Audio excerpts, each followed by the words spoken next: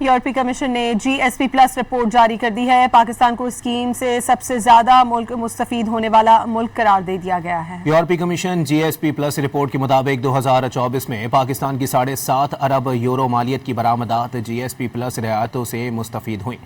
GSP+ کے باعث پاکستان کو 2024 میں تقریباً 732 ملین یورو کی ٹیرف بچت حاصل ہوئی۔ پاکستان نے GSP+ رعایتوں سے استفادے کی شرح 95.1% تک پہنچا دی۔ سال 2024 میں یورپی یونین نے پاکستان کی مجموعی برآمدات کا 28% درآمد کیا۔ پاکستانی ملبوسات، ٹیکسٹائل، چمڑے، تیار خوراک اور دیگر مصنوعات نے یورپی رعایتوں سے نمایاں فائدہ اٹھایا۔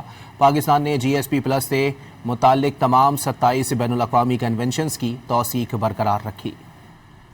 یورپی کمیشن نے GSP+ رپورٹ جاری کر دی ہے۔ پاکستان کو اسکیم سے سب سے زیادہ ملک مستفید ہونے والا ملک قرار دے دیا گیا ہے۔ یورپی کمیشن GSP+ رپورٹ کے مطابق 2024 میں پاکستان کی 7.5 ارب یورو مالیت کی برآمدات GSP+ رعایتوں سے مستفید ہوئیں۔ GSP+ کے باعث پاکستان کو 2024 میں تقریباً 732 ملین یورو کی ٹیرف بچت حاصل ہوئی۔ پاکستان نے GSP+ رعایتوں سے استفادے کی شرح 95.1% تک پہنچا دی۔